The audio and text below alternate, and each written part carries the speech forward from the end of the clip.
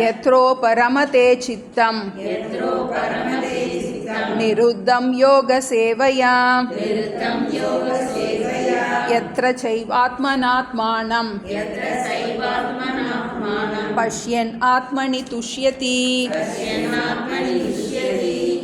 பகவான் ஸ்ரீகிருஷ்ணர் அர்ஜுனனுக்கு உபதேசிப்பதன் மூலமாக சமஸ்த மனித குலத்திற்கும் எல்லா காலத்திற்கும் எல்லா மனிதர்களுக்கும் எல்லா பிரச்சனைகளுக்கும் உரிய ஒரே தீர்வாகிய ஆத்ம ஞானத்தை உபதேசம் பண்ணிட்டு இருக்காருன்னு பார்த்தோம். 2வது அத்தியாயத்தில் ஆத்மானுடைய லட்சணங்களை எல்லாம் சொன்னார். பண்டிதாக ந அனுஷோச்சத்தின்னு சொன்னார். அறிவாளி கவலைப்பட மாட்டான். தானே அந்த பிரம்மஸ்வரூபம் ஆத்மஸ்வரூபங்கிறத நன்றாக புரிந்து கொண்ட அறிவாளி எதுக்குமே கவலைப்பட மாட்டான் அப்படின்னு சொன்னார். அப்புறம் இந்த ஞான யோகத்துக்குரிய யோகத்தை கொடுக்கக்கூடிய கர்மயோகத்தை விளக்கமாக சொன்னார். கர்மயோகம் அப்படின்னா பலனில் பற்று இல்லாமல் ஈஸ்வர அர்ப்பண புத்தியோட வருகின்ற பலன் எதுவாக இருந்தாலும் அதை ஈஸ்வர பிரசாத புத்தியாக எடுத்துக்கொள்வது. நம்முடைய கர்மத்தில் பற்று இல்லாமல் விருப்பு வெறுப்பு இல்லாமல் நம்மளுடைய காரியத்தை பண்ணுறதுக்கு பேர் தான் கர்மயோகம்னு பார்த்தோம். நம்மளுடைய கான்ட்ரிபியூஷன் மட்டும்தான் நம்ம கையில் இருக்குது. நம்மளால் என்ன முடியுமோ அதை நம்ம பண்ண போகிறோம். வாழ்க்கையில் சுகம் துக்கம் ரெண்டும் மாறி மாறி தான் வரும். அதை நம்மளால் என்ன பண்ண முடியாது, மாற்ற முடியாதுன்னு பார்த்தோம். அனாத்மாவுடைய தர்மம் அப்படி தான் இருக்கும். வெயில் குளிர், சுகம் துக்கம், மானம் அப்பமானம், இந்த மாதிரி இருமைகள் அனாத்மாவில் எப்போவுமே இருக்கும். அது என்னாகும், மாறிக்கிட்டே இருக்கும். அதை என்ன பண்ணுறான் அறிவாளி, இது அனாத்மாவினுடைய தர்மம், அப்படித்தான் இருக்கும். மாற்றங்களை ஒரு நாளும் என்ன பண்ண முடியாது, நம்மளால் நிறுத்த முடியாது. அதை நம்ம அப்படியே ஏற்றுக்கொள்வது மட்டும்தான் முடியும். மாறுகின்ற பொருள்களில் மாறாத அமைதி நம்மளால் ஒரு நாளும் பெற முடியாதுன்னு புரிஞ்சுக்கிட்டு நம்ம என்ன பண்ணுறோம், கர்மயோகத்தை விடாமல் பண்ணும்போது ஈஸ்வர அர்ப்பண புத்தியோட ஈஸ்வர பிரசாத புத்தியோட வரும் புண்ணிய நம்மளுடைய சுக துக்கம் எதுவாக வேணாலும் இருக்கலாம். நம்ம என்ன பண்ணுறோம், சுகம் வந்தால் துள்ளுறோம், துக்கம் வந்தால் என்ன ஆயிரும், நமக்கு சோர்ந்து போயிடும். இப்போ மாறி மாறி வரும். இது அனாத்மாவில் இதை மாற்றத்தை யாருமே மறுக்க முடியாது. பிறவின்னு வந்துட்டாலே சுகமும் துக்கமும் மாறி மாறி தான் வரும். அப்போ இதை நம்ம சுகம் வந்தாலும் துக்கம் வந்தாலும் ரெண்டையுமே ஈஸ்வர பிரசாத புத்தியாக சமபாவனையோடு நம்ம எடுத்து பழகு அப்படிங்கிற. இப்போ அந்த மாதிரி பண்ணும்போது என்னது, மனதிற்கு ஒரு பக்குவம் வருகின்றது.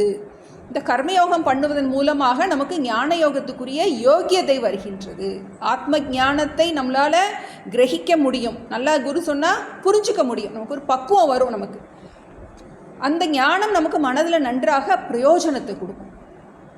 முதல்ல 5 அத்தியாயத்தில், முதல் அத்தியாயம் விட்டுருவோம், நமக்கு ஃபுல்லாக இன்ட்ரடக்ஷனாக இருந்துச்சு. 2வது அத்தியாயத்திலேருந்து 5வது அத்தியாயம் வரைக்கும் 2, 3, 4, 5 மாறி மாறி என்ன பண்ணுறாரு, ஒன்று கர்மயோகத்தை சொல்கிறாரு, இல்லாட்டி ஞான யோகத்தை சொல்கிறார். கர்மயோகத்தினுடைய பிரயோஜனம், ஞான யோகத்தினுடைய பிரயோஜனம் ரெண்டையும் மாறி மாறி சொல்லிக்கிட்டே இருக்கார். ஏன்னா நமக்கு இதில் சாய்ஸ் கிடையாது. கர்மயோகமும் தேவை, ஞான யோகமும் தேவை நமக்கு. அதனால அதை நல்லா வலியுறுத்தி சொல்லிட்டார். இடையில ஆத்ம லட்சணத்தை சேர்த்து சொல்லியிருக்காரு. இப்போ நமக்கு எல்லாம் சொன்னதுக்கு அப்புறம் இப்போ நமக்கு 6வது அத்தியாயத்தில் இது நம்ம மனதில் பதிய வைக்கிறதுக்குரிய உபாயத்தை சொல்கிறோம். எடுத்த உடனேயே இதை சொல்லலை, தியானம் பண்ணுன்னு முதலே சொல்லலை. அர்ஜுனன் பிரச்சனை வந்துச்சு அப்படின்னு உடனே உட்காரு தியானம் பண்ணுன்னு சொல்லலை. என்ன பண்ணுறாரு, முதல்ல நல்லா புரிஞ்சிக்கும் நமக்கு. அதனால தான் இந்த தியானம் பண்ணுறதுக்கு நிறைய படிக்கணும்னு சொல்லி. ஏன்னா முதல்ல அத்தியாயத்திலேருந்து அவர் ஆத்ம லட்சணம் நிறைய சொல்லியிருக்கார். இந்த தியான யோகம் நம்ம எதுக்கு பண்ணுறோம் அப்படின்னா, நம்ம குரு கிட்ட கேட்ட விஷயத்தை என்ன கேட்டிருக்கோம், உன்னை நீ அறிவாயாகில் உனக்கு ஒரு கேடுவில்லைன்னு படிச்சிருக்கோம். அதே தான் இது வேறு மாதிரி போயிட்டுருக்கு. இப்போ குருக்கிட்ட கேட்ட விஷயத்தை நமக்கு புரிஞ்சிடும். சொல்லி கொடுக்கும்போது பார்ப்பவன் பார்க்கப்படும் பொருள் வேறு, கண்ணாடி வேறு, நீ வேறு, உடம்பு வேறு, நீ உடம்பை பார்க்குற, நீ உடம்பு கிடையாதுன்னு சொல்லும்போது ஈஸியாக புரிஞ்சிடும். அதுக்கு ஒன்றும் பெருசாக ஒன்றும் காலேஜ் படிப்பு டாக்டர் பட்டம்லாம் வாங்கணும்னு வேண்டி கொஞ்சோண்டு சிந்திக்கிற சக்தி இருந்தால் புரிஞ்சிடும். இதில் ஒன்றும் கஷ்டமே கிடையாது. ஆனாலும் மனசில் பதிய மாட்டேன். புரியுறது ஒன்று, புரிகிற விஷயம் வேறு, மனசில் பதிகிற விஷயம் வேறு. நம்ம மற்றதுல எல்லாம் நமக்கு புரிஞ்சு என்ன பண்ணிடலாம், பரீட்சை எழுதிட்டு வந்துட்டோன்னா நமக்கு மார்க் போட்டு நமக்கு என்ன ஆயிடும், நமக்கு அடுத்த ப்ரமோஷன் கிடச்சி. இங்கே எப்படி அப்படின்னா, நம்ம பல ஜென்மங்களாக நம்ம இந்த உடம்பாவே நினச்சி என்ன பண்ணிட்டோம், நம்ம விவகாரம் பண்ணிகிட்ருக்கோம். பிறக்கும்போது இந்த உடம்புல தான் பிறந்திருக்கும். அப்போ என்ன ஆயிடுது, நமக்கு இதோட ஒரு ஐடென்டிஃபிகேஷன் உண்டாயிடும். அப்போ இதை நம்மளால் என்ன பண்ண முடியல, மாற்றி யோசிக்க வேண்டியது இருக்குது. அதுக்காக தான் இந்த தியானத்தை சொல்கிறாரு. இந்த தியானம் எதுக்காக பண்ணுறோம் அப்படின்னா, நம்ம எண்ணங்கள் அற்ற தியானத்தை இங்கே நம்ம சொல்லலை, விருத்தி இல்லாத தியானத்தை சொல்லலை. இங்கே நம்ம எப்படி ஆத்ம தியானம் எப்படி பண்ணுறது, இங்கே நான்கிற எண்ணத்தில் ஒரு மாற்றத்தை உண்டு பண்ண வேண்டியது இருக்குது. ஆனால் பல ஜென்மமாக நம்ம என்ன பண்ணிட்டோம், நான்கிற இந்த உடம்பாகவே நினச்சி என்ன பண்ணிட்டோம், விவகாரம் பண்ண. நான் சொன்னால் என்ன ஞாபகத்துக்கு வருது, என் பயோடேட்டா தான் என் பேர், என் ஊர், என் அம்மா, என் அப்பா, என் பிள்ளை, இதான் என்ன அது ஞாபகத்துக்கு வருது எனக்கு. அப்போது என்ன வேண்டியது, பண்ண வேண்டியது இருக்குது, இப்போ மாற்றி யோசிக்க வேண்டியது. அப்போ அதுக்காக இந்த தியானத்தை நம்ம பண்ண போகிறோம். தியானத்தை எடுத்தோடனே நம்ம 2 சாதனங்கள் பார்த்தோம். பகிரங்க சாதனம், அந்தரங்க சாதனம்னு பார்த்தோம். பகிரங்க சாதனம்னா தியான அல்லாத சமயத்தில் நம்மளுடைய வாழ்க்கை முறை எப்படி இருக்கணும், தியானம் பண்ணாத நேரத்தில் நம்ம எதை நினைக்கிறோமோ அதைத்தான் தியானம் பண்ணுற சமயத்தில் உட்காந்து ஆழமாக நம்ம மனசுலேருந்து உள்ளே வெளியே வரும். அப்போ நம்மளுடைய வாழ்க்கை முறை எப்படி இருக்கணும் அப்படிங்கிறதுக்கு முதல்ல என்ன சொல்லிட்டாரு, உன்னுடைய வாழ்க்கையில் கர்மயோகம்தான் முதல்ல இருக்கணும். அதுக்காக முதல்ல எடுத்தோடனே கர்மயோகத்தை தான் சொல்கிறேன். உன்னுடைய விருப்பு வெறுப்புகள் உனக்கு ஆழமாக இருக்குது அப்படின்னா நீ தியானம் பண்ணும்போது அந்த உணர்ச்சிகள் கொந்தளிப்பு தான் உனக்கு மேலே எழும்பி வரும். அதனால் முதல்ல உன்னுடைய வாழ்க்கை முறை எப்படி இருக்கணும். பகிரங்க சாதனம் 24/7 முழிச்சாலே நமக்கு என்ன ஞாபகத்துக்கு வரணும், ஈஸ்வர அர்ப்பண புத்தி, ஈஸ்வர பிரசாத புத்தி.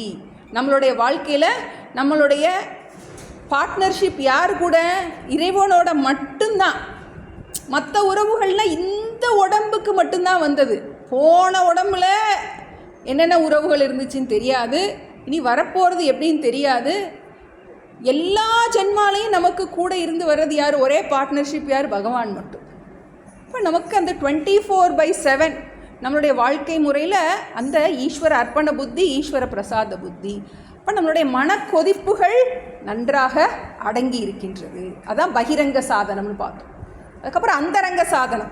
அந்தரங்க சாதனம் நம்ம தியானம் பண்ணுற சமயத்தில் எப்படி இருக்கணும் அதை பார்த்தோம். நம்ம என்னுடைய இடம் எப்படி இருக்கணும், அமைதியான ஒரு தனிமையான இடமா இருக்கணும். உட்கார்றதுக்கு ஒரு ஆசனம் ரொம்ப உறுத்தாத, ரொம்ப கொஞ்சம் நேரம் நல்லா உட்கார மாதிரி கொஞ்சம் சாஃப்டாக இருக்கணும்னு பார்த்தோம். குறிப்பிட்ட டைமில் நம்ம கண்டிப்பாக பண்ணணுங்கிறத பார்த்தோம். அப்புறம் உட்கார்ற பொசிஷன் கொஞ்சம் நேரம் ஒரு 10-20 நிமிஷமாவது நமக்கு அசையாமல் இருக்கிற மாதிரி ஒரு பொசிஷன் பார்த்தோம். நமக்கு பொசிஷனை விட நமக்கு மைண்டு நமக்கு ரொம்ப முக்கியம். எதுக்காக அந்த பொசிஷன் அப்படின்னா, நமக்கு ஆடாமல் அசையாமல் அப்படி வெறப்பாக இருக்கணுங்கிறது கிடையாது. நம்ம அசையாமல் இருக்கும்போது உடல் அசையாமல் இருந்துச்சுன்னா மனது அசையாமல் இருக்கும், மனது அசையாமல் இருந்துச்சுன்னா உடம்பு அசையும். ரெண்டும் என்னது, ரிலேட்டட் நமக்கு. அதனால் நமக்கு கொஞ்சம் நேரமாவது ஒரு அசையாமல் இருக்கக்கூடிய ஒரு ஆசனம் நமக்கு தேவைன்னு பார்த்தோம். அப்போ நம்ம பிராணன் எப்படி இருக்கணும், நன்றாக அமைதிப்பட்டு இருக்கணும். அப்புறம் உன்னுடைய சாப்பாடு, தூக்கம் எல்லாம் என்னவாக இருக்கணும், மிதமாக இருக்கணும்னு சொன்னார். லைஃப் ஸ்டைலே என்னது, ஒரு மாடரேஷன் இருக்கணும். ஏன்னா இப்போ நமக்கு என்னது லட்சியம், என்ன மோட்சம் தான் நமக்கு லட்சியம். அதை மறந்துடக்கூடாது. இல்லை எனக்கு பணம் சம்பாதிக்கணும் அப்படின்னா அதுக்கு வேறு மெடிடேஷன் வச்சுக்கோ நீ. இப்போ நம்ம இங்கே வர்ற அதிகாரி யார், நமக்கு இந்த ஆத்ம தியானம் பண்ணணும்னு நினைக்கிறோம். இந்த இடத்துல நமக்கு வரும்போது மற்ற எல்லாத்தையும் என்ன பண்ணிடுறோம், ஒதுக்கி தள்ளிடுறோம். நம்மளுடைய சிந்தனை எல்லாத்தையும் ஒதுக்கி தள்ளிட்டு மனோ நிகிரகம், இந்திரிய நிகிரகமாக தான் பார்த்துட்டு இருந்தோம். அடுத்து நமக்கு தியான சமயத்தில் எப்படி இருக்கணும், தியானம் பண்ணும்போது நம்முடைய மனம் எப்படி இருக்கணும் அதுதான் நம்ம பார்த்துட்டு இருந்தோம். 18-19 யதா வீனித்தம் சித்தம் ஆத்மன்யேவ அவதிஷ்டதே நிஸ்பிருக சர்வ காமேபியக யுக்த இத்யுச்சியதே ததா. நன்றாக எப்படி இருக்கணும், புலன்களில் ஆசைப்படாமல், நியத்தம் சித்தம் நன்றாக ஒருமுகப்படுத்தப்பட்ட சித்தமாக இருக்கணும். வந்தோடனே என்ன பண்ணிடுறோம், நம்ம உலகத்தில் இருக்க உறவுகள் எல்லாத்தையும் குட் பை சொல்லிடுறோம். அந்த எப்படி நமக்கு செத்து போயிட்டோம்னா யாரு கூட உறவு கிடையாது நமக்கு. அது மாதிரி தியான சமயத்தில் என்ன பண்ணிக்கிறோம், நமக்கே சொல்லிக்கிறோம், நமக்கு யாரும் என் கூட வரல அப்படின்னு என்ன பண்ணுறோம், எல்லாருக்கும் கொஞ்சம் நேரம் நம்ம யாரும் ஒன்றும் எந்த வேலையும் கடந்து போயிடாது நம்ம கொஞ்ச நேரம் தியானம் பண்ணுறதுனால. அப்போ என்ன பண்ணுறோம், நம்மை பொறுத்தவரை யாரும் இல்லை, அவங்கள பொறுத்த வரைக்கும் நான் இல்லை. இப்போ கொஞ்ச நேரம் என்ன பண்ணுறோம், எனக்குன்னு அந்த டைமை நம்ம வேறு யாரை பற்றியும் யோசிக்காமல் நான் தியானம் பண்ண போகிறேன். எனக்கு வேறு எல்லாருக்கும் குட் பை சொல்லிடணும் மனசால். இன்னும் ரொம்ப கஷ்டம், ஏன்னா நமக்கு சாதாரண விஷயம் கிடையாது. உட்கார்ந்த உடனே என்னாகும், மைண்டுக்குள்ளேருந்து ஒன்றா எந்திரிச்சு வரும். அதுக்கு தான் நமக்கு நிறைய ஸ்டெப் இருக்குது.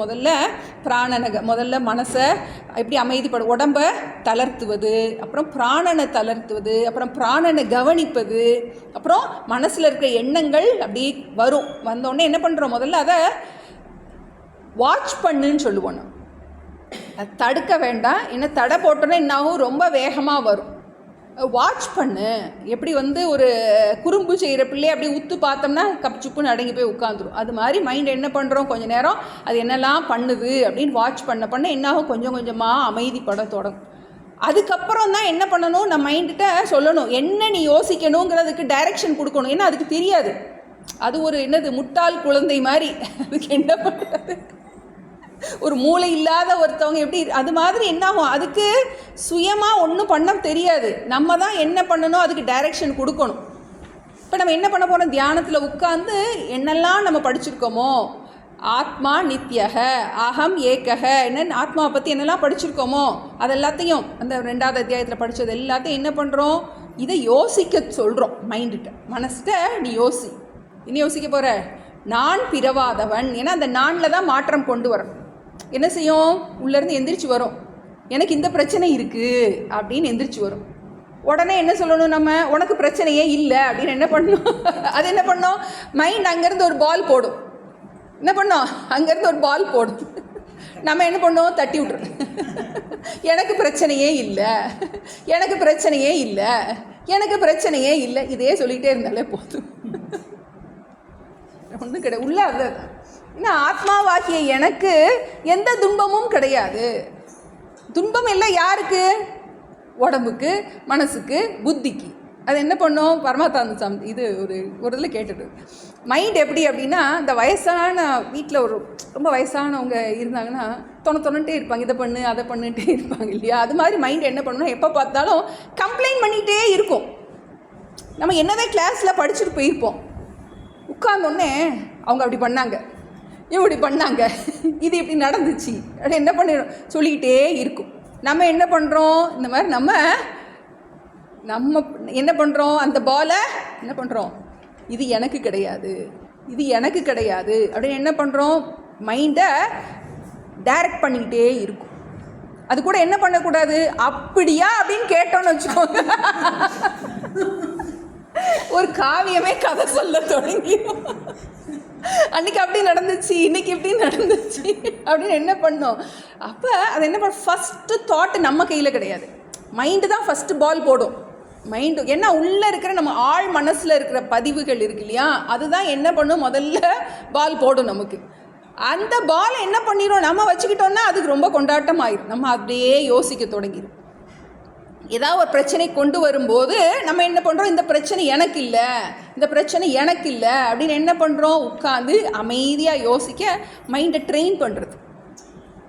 இதே இப்போ இது நமக்கு ஒரே எண்ணம் கிடையாது, ஒரே மாதிரியான எண்ணம், ஒரே விதமான எண்ணம். அகமாத்மா அகமாத்மா அகமாத்மான்னு சொல்ல போகிறது கிடையாது. அது என்ன பால் போடுதோ அதுக்கு தக்க நம்ம பால் அடிக்க போகிறோம். மனசு சரியில்லை அப்படின்னா நீ மனசு கிடையாது, உடம்பு சரியில்லை அப்படின்னா நீ உடம்பு கிடையாது, என் குழந்தைங்க சரியில்லை அப்படின்னா நீ அம்மா கிடையாது, என் ஹஸ்பண்ட் சரியில்லைன்னா நீ மனைவி கிடையாது அப்படின்னு என்ன பண்ணுறோம் நம்ம. அது என்ன பால் போடுதோ அதுக்கு கவுண்டர் கொடுக்கணும் நம்ம. அப்படி கொடுத்து என்ன பண்ணுறோம் நம்ம, இது எண்ணங்கள் அற்ற தியானம் கிடையாது, இது ஆத்ம தியானம். நான் ஆத்மா, நான் ஆத்மா, அது என்ன பால் போட்டாலும் நான் ஆத்மா, எனக்கு துன்பம் கிடையாது, என்னை எந்த துன்பமும் தொட முடியாது அப்படின்னு என்ன பண்ணுறோம், மாற்றி மாற்றி யோசிக்கிறோம். யதா தீபோ நிவாத்தஸ்தக, எப்படி ஒரு காற்றில்லாத இடத்துல அந்த சுடர் இருக்கோ அது போல் மனம் என்ன செய்யணும், அந்த ஒரே விஷயத்தில் நிலச்சி நிற்கணும்னு கொடுத்து. இதே சொல்லுவோம், நமக்கு இந்த ஹோமத்துலலாம் நெய் விடுவாங்க, ஆஜியதாரையான்னு சொல்லுவாங்க. அந்த நெய் ஒழுக்கு எப்படி விடாமல் விடணும், அது பிரேக் ஆகக்கூடாது. அந்த மாதிரி தான் ஹோமத்தில் திரவியங்கள் விடுவாங்க. அதுபோல் நெய் ஒழுக்கு போல் மனசு என்ன பண்ணணும், அதே விஷயத்தில் ஆழமாக இருக்கும். நமக்கு மைண்ட் வந்து என்ன பண்ணும், எப்படி நம்மளை இழுத்துட்டு போகும். சாதாரண விஷயம் கிடையாது. அப்போ ஒரு விஷயத்தை கொடுத்து அதையே யோசிக்க வைக்கிறது. இப்போ நம்ம செய்கிறது வந்து எண்ணங்களற்ற தியானம் கிடையாது. ஆனால் முதல்ல இந்த தியானம்லாம் பழகிறதுக்கு எண்ணங்களற்ற தியானம்லாம் கொஞ்ச நாள் பழகியிருந்தால் நமக்கு ரொம்ப ஈஸியாக இருக்கும். ஏன்னா முதல்லையே என்ன பண்ணுறோம், நம்ம மைண்டை வந்து ஒரு ஒரு ஒரு பேபி மாதிரி கொஞ்சம் ஒரு சின்ன குழந்தைய நம்ம வசப்படுத்தி வச்சுருக்கோம் அப்படின்னா அந்த தியானம் பண்ணவங்களுக்கு இது கொஞ்சம் ரொம்ப ஈஸியாக இருக்கும். முதல்ல மைண்டை ட்ரெயின் பண்ணி வச்சுருக்கிறது. அதுக்காக தான் நம்ம வந்து ஓம் நம சிவாய சொல்லி ட்ரெயின் பண்ணலாம். இல்லாட்டி ஏதாவது ஒரு உருவத்தையே தியானம் பண்ணலாம், மானச பூஜை பண்ணலாம். ஏதாவது ஒன்றை கொடுத்து என்ன பண்ணியிருக்கணும், அந்த மைண்டை பழக்கி வச்சுருந்தா இந்த தியானம் பண்ணும்போது கொஞ்சம் ஈஸியாக இருக்கும். இப்போ இதனால் கிடைக்கின்ற பிரயோஜனம், சரி இவ்வளோ கஷ்டப்பட்டு இவர் சொல்லியிருக்காரு வந்து இதனால் நமக்கு என்ன பிரயோஜனம் கிடைக்கும், லைஃப்பில் நமக்கு ஏதாவது காசு பிரயோஜனம் இருக்குமா அப்படின்னு நம்ம இருந்தால் தான் என்ன பண்ணுவோம், நம்ம இதுக்குள்ளே போகும். இப்போ இந்த பிரயோஜனத்தை பற்றி பார்த்துட்ருக்கோம். 7 விதமான பிரயோஜனங்கள் நமக்கு கிடைக்க போகுது அப்படின்னு பார்த்தோம். 20லேருந்து 23 வரைக்கும் முக்கியமான பிரயோஜனங்கள். முதல்ல யத்ரோபரம 20 யத்ர உபரமத்தே சித்தம் நிருத்தம் யோக சேவையா எத்திர செய்வ ஆத்மனாத்மானம் பஷ்யன் ஆத்மனி துஷ்யதி. 2 விஷயம் பார்த்தோம் நமக்கு. இப்போ எத்திர உபரமத்தே சித்தம் நிருத்தம்னா என்னது, அந்த மனம் மற்ற சிந்தனைகள் இருந்து விடுபட்டு விடுகின்றது. பண்ணி பார்க்கும்போது தான் நமக்கு தெரியும், நமக்கு வேலை கூட எவ்வளோ வேலைனாலும் பார்த்துடலாம் நம்ம. ஆனால் ஒரு துன்பம் வந்து நம்ம மைண்டை அமுக்கும் போது அது வந்து நம்மளுடைய சக்தியை பூராத்தையும் உறிஞ்சும். எவ்வளோ வேலை கூட பார்த்துடலாம். ஒரு கஷ்டம் நமக்கு வந்துருச்சு அப்படின்னா நம்மளுடைய மனசில் என்ன ஆகும், நமக்கு நம்மளுடைய எல்லா சக்தியும் அப்படி புழிஞ்சு எடுத்துடும். இப்போ இது என்ன ஆகுது, இந்த மாதிரி நீ தியானம் பண்ணும்போது என்ன ஆகுது அப்படின்னா சித்தம் உபரமத்தேனா அமைதி அடைகின்றது.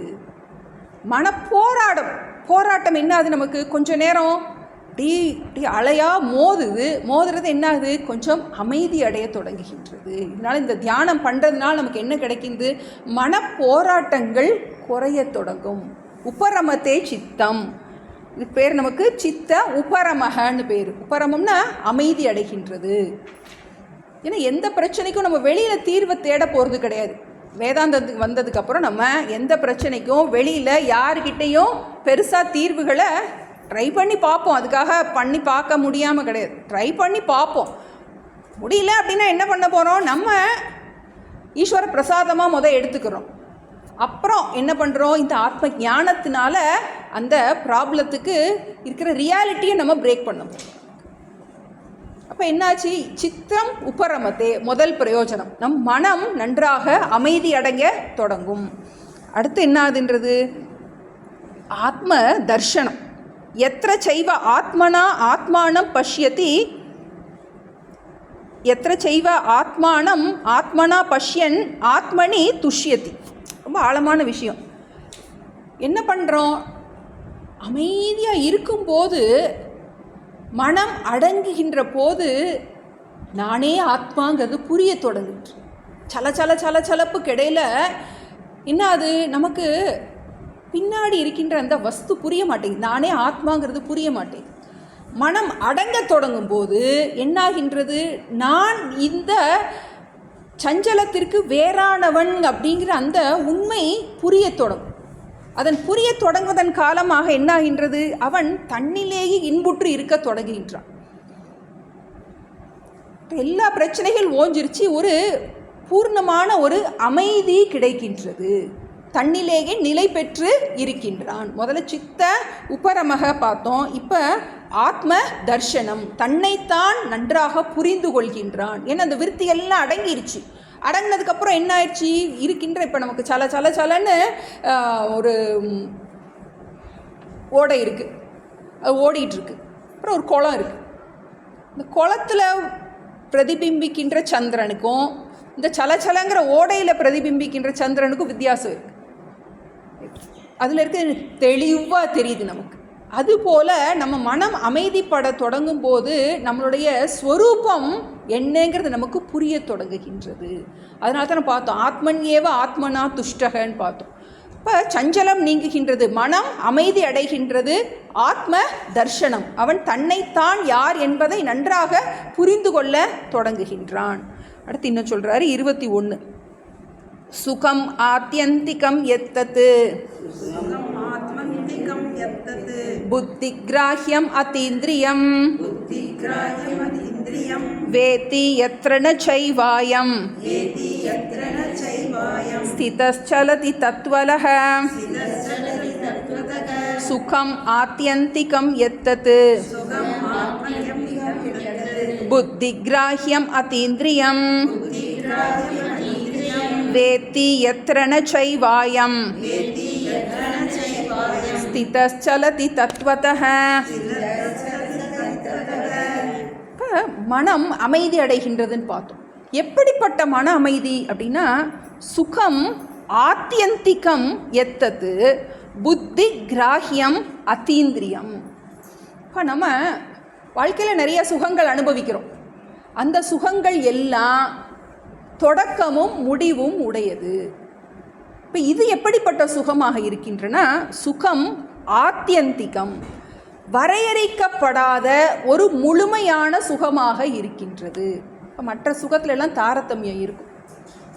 இது எப்படிப்பட்ட, இந்த தியானம் பண்ணும்போது அந்த பூர்ணங்கிறத நீ புரிஞ்சுக்கிட்ட அப்படின்னா அது எப்படி இருக்கின்றது அப்படின்னா, அது முழுமையானதாக வரையறைக்கப்படாத முழு மன நிறைவு உடையதாக இருக்கின்றது. இப்போ நம்ம பார்க்குறோம், இது புத்தி கிராஹ்யம் அதீந்திரியம் அப்படின்னு கொடுத்துரும். இப்போ இந்திரியங்கள், மற்ற அதீந்திரியம், இந்திரியங்கள்னால் நம்ம புலன்கள், மற்ற எல்லா சுகமும் நம்ம புலன்களை பயன்படுத்தி தான் ஒரு சுகம் நமக்கு கிடைக்கின்றது. ஒரு பொருளை அனுபவிப்பதால் ஒரு இடத்துக்கு போகிறோம், ஏதோ ஒன்று நம்மளுடைய சுகத்துக்கு ஒரு காரணம் இருக்கும். காரணம் இருக்கும், எல்லா ஒரு சுகத்துக்கு ஒரு காரணம் இருக்கும். ஆனால் இது காரணமே இல்லாமல் நம்ம சுகமாக இருக்கும். எப்படி நம்ம தூக்கத்தில் எந்த பொருளுமே இல்லாமல் நம்ம சுகமாக இருக்கும், அதுதான் முழுமையான சுகம் நமக்கு. இப்போ நமக்கு அந்த பொருள் நம்மளை விட்டு கையை விட்டு போயிடுச்சு அப்படின்னா என்ன ஆகும்? நமக்கு அந்த சுகம் இருக்குமா? இருக்க. நான் ஒரு ஃபோன் வாங்கியிருக்கேன் அப்படின்னா அது என் கையில் இருக்கிறது வரைக்கும் சுகம். வாங்கி 3ஆவது நாள் அது ஹேங் ஆகிடுச்சு, அது கீழே போட்டு எதாவது ஆயிடுச்சுன்னா என்ன ஆயிடுச்சு? எது நமக்கு சுகத்தை கொடுத்துச்சோ அது அதை விட பல மடங்கு துக்கம் கொடுக்கும். எல்லா உறவுகளும் அப்படிதான் நமக்கு. இப்போ நம்ம இந்த சரீரம் எடுத்து வந்திருக்கோம், நமக்கு கூட எத்தனையோ உறவுகள் இருக்குது, உடைமைகள் இருக்குது, எல்லாம் இருக்குது. எல்லாம் கொஞ்ச காலத்துக்கு தான். பகவான் எல்லாத்தையுமே கொஞ்ச நாள் யூ யூஸ் இட்ன்னு கொடுத்துருக்கார். You use it. அது ஹஸ்பண்டாக இருந்தாலும் சரி, பிள்ளையாக இருந்தாலும் சரி, வீடாக இருந்தாலும் சரி, வாகனமாக இருந்தாலும் சரி, இடமா இருந்தால் எதுவாக இருந்தாலும் சரி, நமக்கு கொடுக்கப்பட்ட எல்லாமே இறைவன் கொஞ்ச நாளைக்கு நமக்கு யூஸ் பண்ணுறதுக்காக கொடுத்துருக்க. நம்ம என்ன நினைக்கிறோம்? அது என்னுடையதுன்னு நினைக்கிறோம்.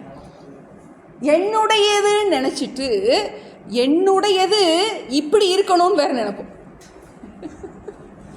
என்னுடையதுன்னு மட்டும் நினச்சிட்டா கூட போதும். என்னுடையது ஏன் சொன்னோடி கேட்கணும்?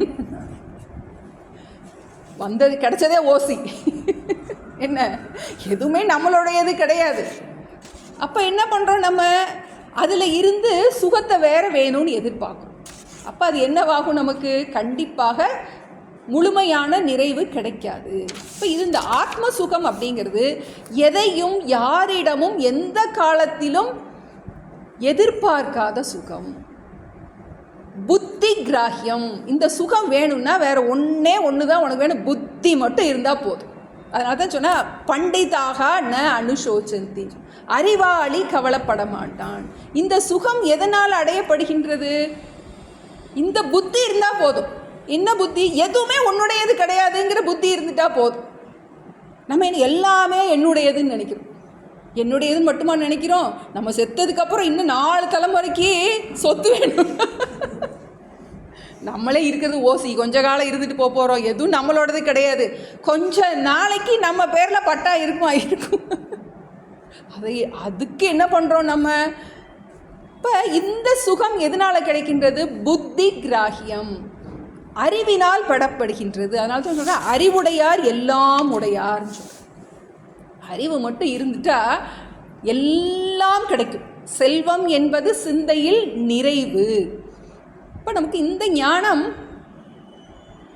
நல்லா ஆழ் மனசில் இந்த தியானம் பண்ணும்போது நமக்கு இந்த புற விஷயங்களில் இருக்கின்ற ஈடுபாடு, பற்று எல்லாமே என்னாகும்? கொஞ்சம் கொஞ்சமாக குறைய தொடங்கிடும். இப்போ நம்ம பார்க்குறோம், ஞானிகள்லாம் பார்க்குறோம், எதுவுமே இல்லாமல் ரொம்ப சந்தோஷமாக இருக்காங்க. நம்ம எல்லாத்தையும் வச்சுக்கிட்டு ஒப்பாரி வச்சுக்கிட்டு இருக்கோம். அப்போ இதுலேருந்து என்ன தெரியுது? சுகத்துக்கு பொருள் தேவையில்லை. அற்றது பற்றெனில் உற்றது வீடு. இப்போ நம்ம எல்லாத்தையும் எவ்வளோக்கு எவ்வளோ சேர்த்து வச்சுருக்கோமோ அவ்வளவுக்கு அவ்வளோ துக்கப்படும். எவ்வளவுக்கு எவ்வளவு அந்த பொருள்கள்லேருந்து விடுபடுறோமோ அவ்வளவுக்கு அவ்வளவு நம்ம நிம்மதியாக இருக்கலாம். யாதனின் யாதனின் நீங்கியான் நோதல் அதனின் அதனின் இளன். எதிலிருந்துலாம் உனக்கு கஷ்டம் வேண்டான்னு நினைக்கிறியோ அதிலிருந்துலாம் ஆசையை விட்டுருன்னு திருவள்ளுவர் சொல்லியிருக்கார். வேற ஒன்றும் புதுசாக ஒன்றும் இல்லை. எதெல்லாம் உனக்கு கஷ்டம் வேண்டான்னு நினைக்கிறியோ அதில் இருக்கிற ஆசையை விட்டுரு. இப்போ இதனால் நமக்கு கிடைக்கிறது என்னது? ஆத்தியந்திகம் சுகம், முடிவற்ற சுகம், குறைவற்ற சுகம், வரையறைக்கற்ற சுகம், இந்திரியங்களால் அனுபவிக்கப்படாத சுகம், புத்தியினால் புரிந்து கொள்கின்ற சுகம். இந்த தியானம் நல்லா பண்ண நமக்கு இவ்வளோ பிரயோஜனம் கிடைக்குது. எதுக்காகவும் யாருக்காகவும் நம்ம கவலைப்பட போகிறதே கிடையாது.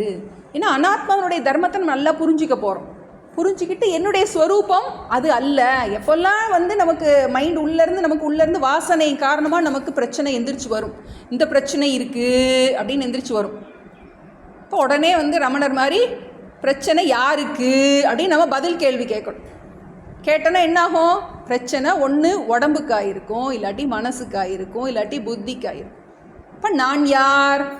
நான் இதை வேடிக்கை பார்ப்பவன் அப்படின்னு என்ன பண்ணுறோம்? இதை திரும்ப திரும்ப பண்ணும்போது என்னாகும்? இந்த ஞானம் நமக்கு பலப்பட தொடங்கும். சுகம் ஆத்தியந்திகம் எத்தது புத்தி கிராஹியம் அதீந்திரியம் வேத்தி, இதை அறிந்து கொள். இப்போ 3 விஷயம், 3 பிரயோஜனம் பார்த்துட்டோம். முதல்ல சித்த உபரமக, மனம் அமைதி அடைகின்றது. அடுத்தது ஆத்ம தர்ஷனம், தன்னையே ஆத்மான்னு புரிஞ்சிக்கிறான். 3வது என்ன பண்ணுறோம்? நமக்கு ஆத்தியந்திகம் சுகம், வரையறைக்கப்படாத சுகம். ஆல்வேஸ் சுகம் எப்படி இருக்கு யோசிச்சு பாருங்க. சுகத்தை தவிர வேறு இப்போ நம்ம என்ன பண்ணிருக்கோம்? துக்கத்தை தவிர எதுவுமே இல்லை. எப்போ பார்த்தாலும் உட்காந்து என்ன பண்ணுறோம்? துக்கமே ஓடிக்கிட்டு இருக்கு. இப்போ இந்த தியானம் உனக்கு நல்லா பண்ணும்போது என்ன ஆகும்? உனக்கு இந்த நான் அப்படிங்கிறது தப்பாக யோசிச்சுட்டு இருக்கோம். இப்போ அதை மாற்றி யோசிக்க தொடங்கும் போது என்னாகும்? நம்ம எப்போ பார்த்தாலும் குறையவே நினச்சிக்கிட்டே இருக்கோம். இப்போ குறையே இல்லாத குறைவற்ற மனநிலை நமக்கு வர தொடங்கும். எத்திர ந சைவாயம் ஸ்திதச்சலதி தத்துவத்தக, எத்திர எந்த மோக்ஷத்தில் இந்த உண்மையை உணர்ந்ததுக்கப்புறம் என்ன ஆகுதுன்னா, தத்துவத்தக ஸ்திதக சலதி, தத்துவ ஞானத்தில் ஸ்திதக நன்றாக நிலை பெற தொடங்குகின்றான். கொஞ்சம் கொஞ்சமாக, ஒரு நாளில் வர்றது கிடையாது நமக்கு. இப்போ இது எப்படின்னா, நம்மளுடைய ஸ்வரூபம் அதுவாக தான் இருக்குது. ஆனால் அதில் கண்ட குப்பையெல்லாம் மேலே போட்டு வச்சுருக்கோம். இப்போ ஒரு பெரிய, இப்போ புவனேஸ்வரிக்கு பெருசாக கோயில் கட்டியிருக்காங்க. நிறைய தூண்கள் வச்சு, நிறைய சிற்பங்கள் வச்சு, 100 தூண் பக்கத்தில் சொல்கிறாங்க. இப்போ ஒரு ரொம்ப பிரம்மாண்டமாக கோயில் கட்டியிருக்காங்க. நல்ல கற்கோயில், நிறைய சிலைகள். சிலை எங்கேருந்து வந்துச்சு? அந்த கல்லுக்குள்ளே அந்த சிலை இருந்துச்சு. என்ன பண்ணுறாரு? செதுக்கி எடுக்கும்போது என்ன ஆகின்றது? அது உள்ளே இருக்கின்ற அந்த தெய்வ ரூபம் வெளிவருகின்றது. அதுபோல் நம்ம என்ன பண்ணுறோம்? இந்த தியான சமயத்தில் நம்மளுடைய மனம் அமைதி அடைய தொடங்கும் போது ஸ்திதச்சலதி தத்துவத்தக, இந்த ஞானத்தில் மனமானது நன்றாக நிலை பெற தொடங்குகின்றது. அதனால தான் நம்ம விடாமல் தியானம் பண்ணணும்னு சொல்லியிருக்கு. நீண்ட நாள் பண்ணணும் நமக்கு இந்த ப்ரோக்ராம். எனக்கு இனிமேல் வாழ்க்கையில் இதுதான் லட்சியம். எல்லாம் முடிஞ்சு போச்சு நமக்கு. இப்போ இனிமேல் நமக்கு வாழ்க்கையில் இது லட்சியம் என்ன பண்ணுறோம், விடாமல் இடைவிடாது பண்ண தொடங்கும் போது கண்டிப்பாக இது ஒரு பிரயோஜனமாக நமக்கு கிடைக்க தொடங்கும். என்ன பண்ண போகிறோம் வாழ்க்கையில்? இப்போ இந்த முக்கியமான இந்த பிரயோஜனங்கள் சுகம் ஆத்தியந்திகம் எத்தது முதல்ல இடையில ஒரு பார்த்தோம், 5வது பார்த்தோம். 5வது சாப்டரில் ஏஹி சம்ஸ்பர்ஷஜா போகாக துக்க யோனைய ஏவத்தே ஆத்தியந்தவந்த கௌந்தேய நத்தேஷு ரமதே புதகன்னு இந்த சிற்றின்பம் எல்லாம் எப்படிப்பட்டது அப்படின்னா, ஏஹி சம்ஸ்பர்ஷஜா போகாக துக்க யோனைய ஏவத்தே, அது எல்லாமே துக்கத்தை மறைமுகமாக கொண்டு உள்ளதுன்னு பார்த்தோம். இந்த உலகத்தில் இருக்க எல்லா சுகமுமே என்னது, ஒரு பலூன் மாதிரி தான். எப்போ எது வெடிக்கும்னு தெரியாது. எந்த பிரச்சனை எந்த குடும்பத்தில் யாருக்கு எப்போ வேணாலும் வரலாம். நமக்கு கொஞ்ச நாள் அந்த புண்ணியம் இருக்கிறது வரைக்கும் நம்ம என்ன பண்ண முடியும், சுகத்தை அனுபவிக்க தொடங்குறோம். ஆனால் இந்த சுகமானது வரையறை இல்லாத சுகமாக இருக்கின்றது. இந்த சுகத்துக்கு எந்த பொருள் செலவே கிடையாது. ஆக்சுவலாக பார்த்தா நிம்மதியாக இருக்கிறதுக்கு செலவே கிடையாது. துக்கப்படுறதுக்கு தான் நிறைய செலவு. பொருள்கள் மூலமாக தான், பொருள்கள் உறவுகளை சேர்த்து வைக்கிறது மூலமாக தான் நிம்மதி கிடைக்கும் நம்ம தப்பாக நினச்சிக்கிட்டு இருக்கோம். அதனால தான் இதை என்ன சொல்கிறோம், அதை சிற்றின்பம்னு சொல்கிறோம். ஏன்னா அது குறையுடையது. இப்போ இதை என்ன சொல்கிறோம், பேரின்பம்னு சொல்கிறோம். அது எதுனாலும் தடைப்படவே முடியாது. என்னுடைய அறிவினால் நானே நிம்மதியாக இருக்க முடியும் அப்படின்னா அதுக்கு மேலே என்ன வேணும் நமக்கு? அதனால தான் ஏற்கனவே சொன்னோம், ஆத்மன் ஏவ ஆத்மனா பந்துகு ஆத்மைவ ரிப்புர் ஆத்மனக. உனக்கு நீயே நண்பன், உனக்கு நீயே பகைவன், உனக்கு துன்பத்துக்கு காரணம் நீ தான் காரணம் அப்படின்னு பகவான் என்ன சொல்கிறாரு, யாரையும் மாற்ற முடியாது. இந்த அறிவு உனக்கு ஏற்படுமானால், புத்தி கிராஹ்யம் அத்தீந்திரியம், உன்னுடைய புத்தியில் இந்த உண்மை புரியுமானால் உன்னால் இந்த ஞானத்தில் ஸ்திதக சலதி தத்துவத்தக, இந்த தத்துவ ஞானத்தில் உன்னாக ஸ்திரமாக இருக்க முடியும். ஏன்னா இதெல்லாம் அவர் அட்வர்டைஸ்மெண்ட் கொடுக்குறாரு. என்னது இதெல்லாம் நீ தியானம் பண்ணினா உனக்கு இந்த பிரயோஜனம் எல்லாம் கிடைக்கும். 4 விஷயம் சொல்லிட்டார். என்னென்ன திரும்ப பார்த்துருவோம். சித்த உபரமக, மன அமைதி கிடைக்கும். ஆத்ம தர்ஷனம், நீ உன்னை புரிந்து கொள்வாய். 3வது ஆத்தியந்திகம் சுகம், வரையறையற்ற சுகம் உனக்கு கிடைக்கும். 4வது தத்துவ நிஷ்டை, நீ ஸ்தித பிரஜ்ஞனாவாய். இந்த நிஷ்டை உனக்கு நன்றாக ஆழ் மனதில் உனக்கு இந்த தியானம் பண்ண என்னாகும், உன் மனசில் நான் உடம்பு, நான் அம்மா, நான் மனைவி, இந்த மாதிரி எண்ணங்கள் எல்லாம் வரும்போது என்ன பண்ணுறோம், நம்ம திரும்ப மாற்றி யோசிக்கிறோம். மாற்றி யோசிக்கும் போது என்னாகும்னா அதனுடைய பலம் கொஞ்சம் கொஞ்சமாக குறையத்தோடும். அடுத்து இன்னும் 2 சொல்கிறாரு. 22 யம் லப்த்வா சாபரம் லாபம் மன்யதே நாதிகம் ததஹ யஸ்மின் ஸ்திதோ ந துக்கேன குருணாபி விசால்யதே. யம் லப்த்வா சாபரம் லாபம் மன்யதே நாதிகம் ததஹ யஸ்மின் ஸ்திதோ ந துக்கேன குருணாபி விசால்யதே. இந்த சுகம் எப்படிப்பட்டது அப்படின்னு வர்ணிக்கிறார். யம் லப்த்வா சாபரம் லாபம் மன்யதே நாதிகம் ததஹ. இப்போ நம்ம என்ன சுகம் வாழ்க்கையில் அடைஞ்சாலும் இன்னும் கொஞ்சம் இப்படி இருந்தால் நல்லா இருக்கும் அப்படின்னு நினைப்போம். நம்ம லௌகிக்க உலகத்தில் இருக்கிற சிற்றின்பம் எல்லாமே அதுக்கு மேலே ஒரு சுகம் கண்டிப்பாக இருக்கும்.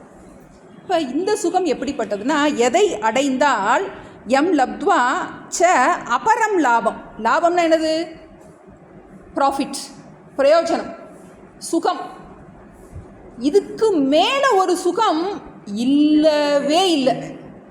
இப்போ என்ன வாங்கினீங்கனாலும், எவ்வளோதே காஸ்ட்லியான ஃபோன் வாங்கினா அதை விட மேலே இன்னொன்று வச்சுருப்பேன் யாராவது ஒரு தெரிஞ்சு.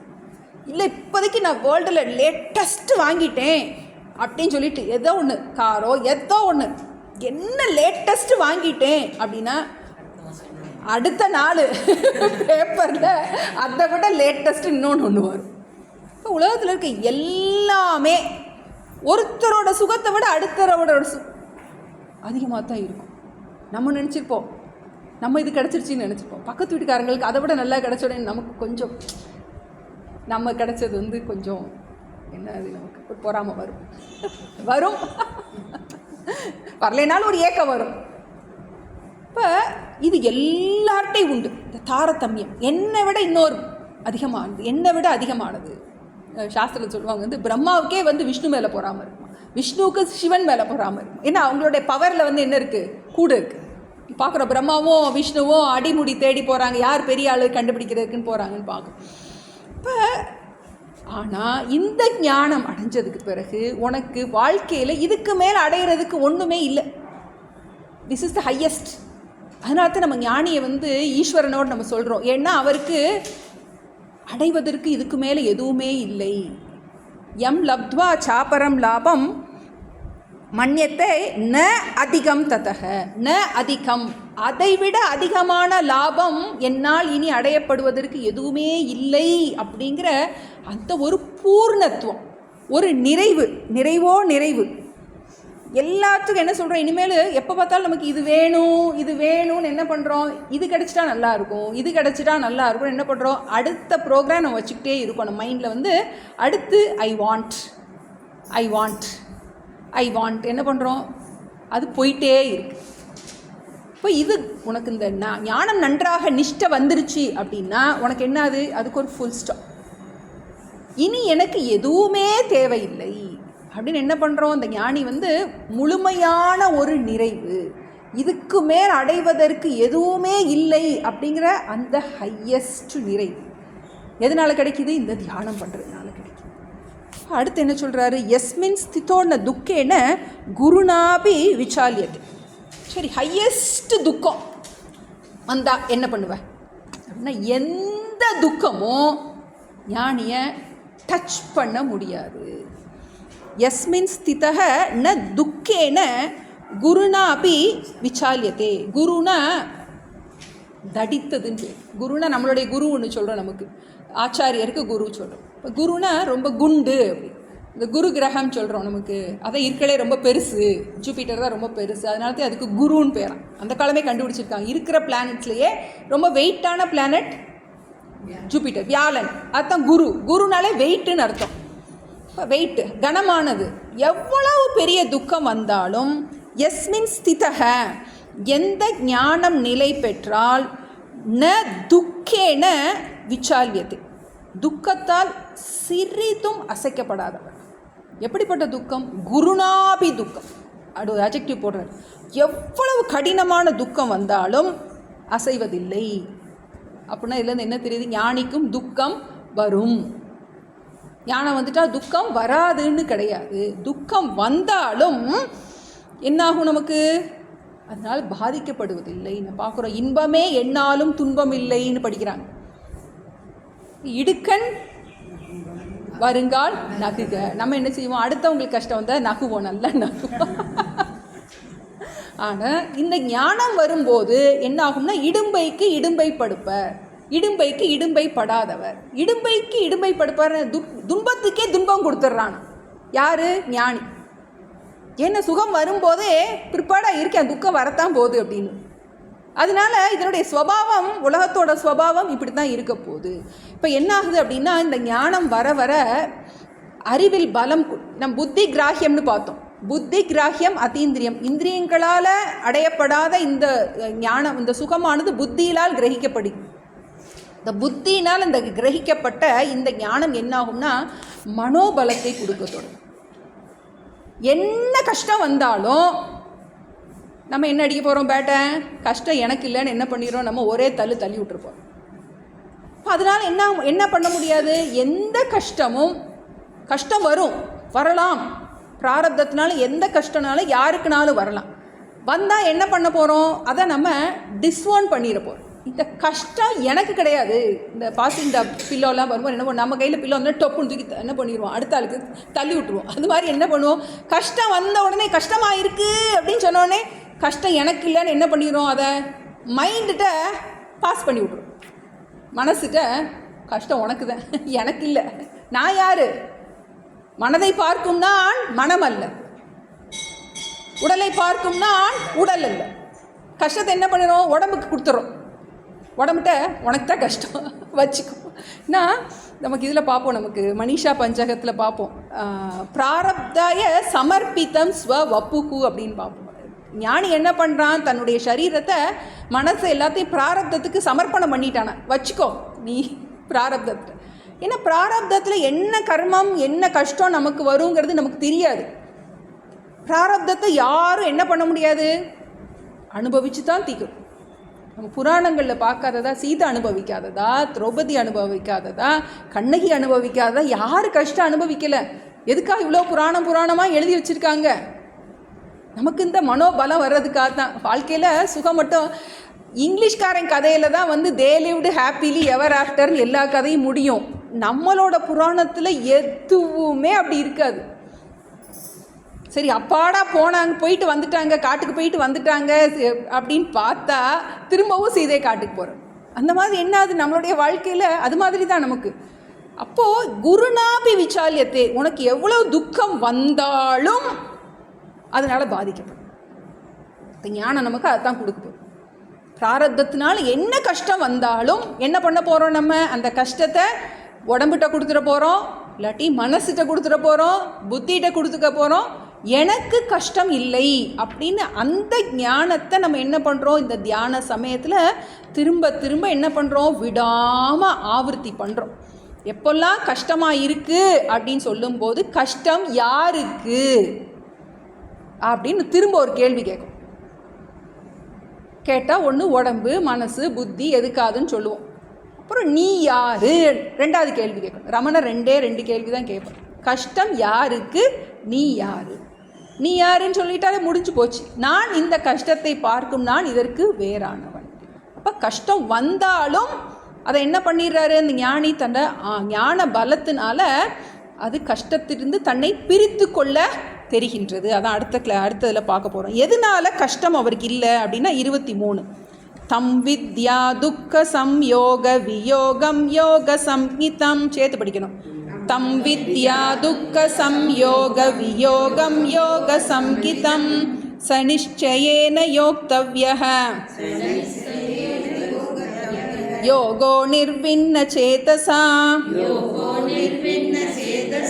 தம் வித்யா துக்க சம்யோக வியோகம் யோக சம்ஹிதம் தம் வித்யா துக்க சம்யோக வியோகம் யோக சம்ஹிதம் சநிச்சயேன யோக்தவ்யः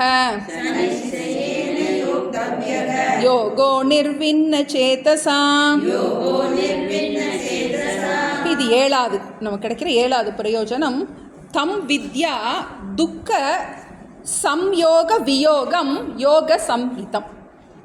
இந்த ஞானத்தை பெற்று தம் வித்யா, இந்த ஞானத்தினால் என்ன பெறுகின்றான் அப்படின்னா துக்க சம்யோக வியோகம், துக்கத்தோடு தான் சேர்ந்து கொண்டு இருப்பதிலிருந்து பிரித்து கொள்கின்றான். நம்ம என்ன பண்ணுறோம், மரத்தை ஆவி கட்டிக்கிட்டு மரம் விடலை அப்படின்னு சொல்கிறது மாதிரி என்ன பண்ணுறோம், துக்கத்தோடு நம்மை நாம் இணைத்து கொண்டு உள்ளோம்.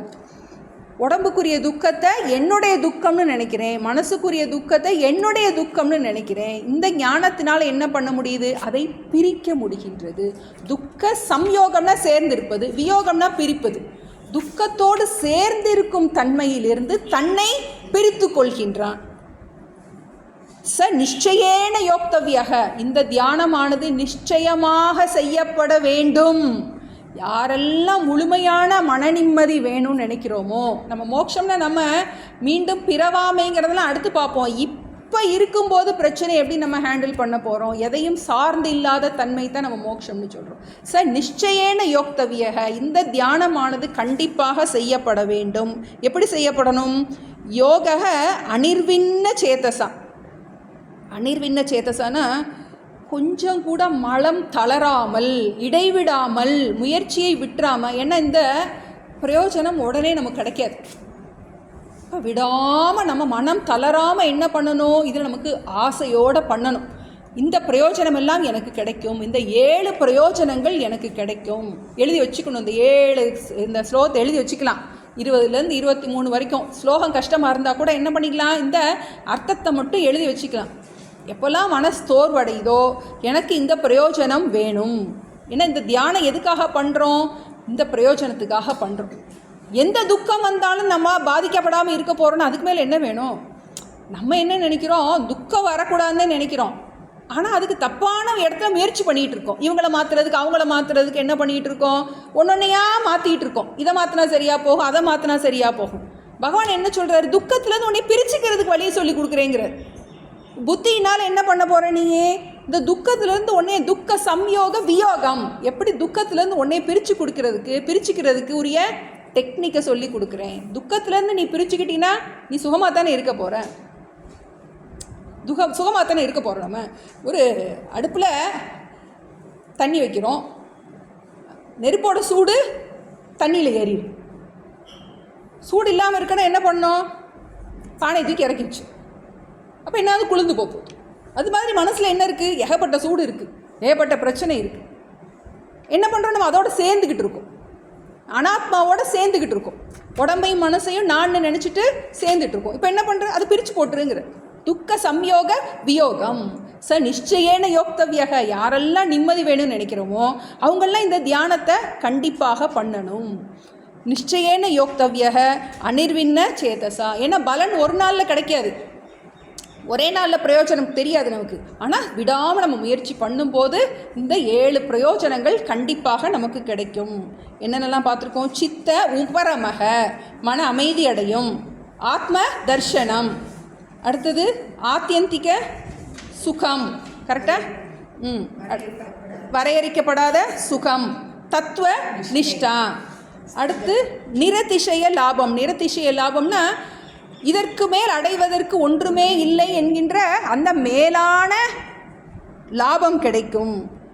அடுத்தது எஸ்மின் ஸ்துதோன துக்கேன குருநாபி விசாலியத்தே. எந்தவித துன்பத்தாலும் பாதிக்கப்படாத தன்மை. 7வது இந்த துக்கத்திலிருந்து பிரித்து கொள்ளும் உபாயம். 7 விஷயம் இது நல்ல வாழ்க்கையில் அப்ளை பண்ணணும்.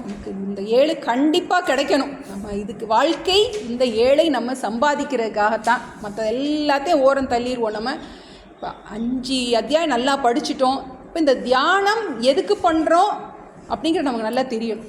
இப்போ எதுக்காக இந்த கீதை கிளாஸ்க்கு வர்றோம் அப்படின்னா இந்த 7 பிரயோஜனம் நமக்கு இந்த வாழ்க்கையில் நமக்கு கிடைக்கும். அதுக்காகத்தான் நம்ம இந்த முயற்சியை விடாமல் பண்ண போகிறோம். நல்லா நீங்கள் வீட்டில் போய் நல்லா யோசிச்சு பாருங்கள். நல்லா ஆழமாக இதெல்லாம் படிக்கிறது மட்டும் நமக்கு பிரயோஜனமாக இருக்கக்கூடாது. இதை ஒரு ஸ்லோகத்தையும் ஒரு மாதம் எடுத்து நம்ம தியானம் பண்ணணும். இப்போ இந்த பிரயோஜனம் நமக்கு கிடச்சிருக்கா நம்ம என்ன பண்ணிகிட்டே செக் பண்ணிக்கிட்டே வரணும். நமக்கு இதை பிரத்யட்சமாக பார்க்க முடியும். நம்மக்கிட்ட இருக்கிற இந்த மாற்றங்கள் நல்லாவே தெரியும். ஏன்னா இது வரைக்கும் நம்ம மற்றவங்ககிட்டயே குறை சொல்லிக்கிட்டு மற்றவங்ககிட்டயே மாற்றங்கள் எதிர்பார்த்துட்டு இருந்திருப்போம். இப்போ நமக்கு கொஞ்சம் கொஞ்சமாக நம்மளுடைய திருஷ்டியை மாற்ற தொடங்கும் போது எவ்வளோ மன நிறைவாக இருக்குது. நமக்கு யாரையும் மாற்றாமல் நம்மளால் என்ன பண்ண முடியும்? அந்த துக்க சம்யோக வியோகம் ரொம்ப முக்கியமான விஷயம். இந்த துன்பத்திலிருந்து நம்மை நாம் பிரித்து கொள்வது எப்படியாத்தான் அந்த ஞானம் நமக்கு உபதேசிக்கின்றது. இதெல்லாம் நம்ம நன்றாக நிஷ்டை அடைவதற்கு கைவல்ய கணபதியை நாம் பிரார்த்தனை செய்வோம். ஓம் பிரபன்ன பாரிஜாதாய தோத்ர வேத்ரே கபானயே ஞானமுத்ராய கிருஷ்ணாய கீதாமிருததுகே நமः. ஓம் சர்வே பவந்து சுகினः, சர்வே சந்து நிராமயாः, சர்வே பத்ராணி பஷ்யந்து, மா கஷ்சித் துக்கபாக் பவேத். ஓம் சாந்தி சாந்தி சாந்திः. हरिः ओम श्री गुरुभ्यो नमः. हरिः ओम. सर्वं कृष्णार्पणमस्तु.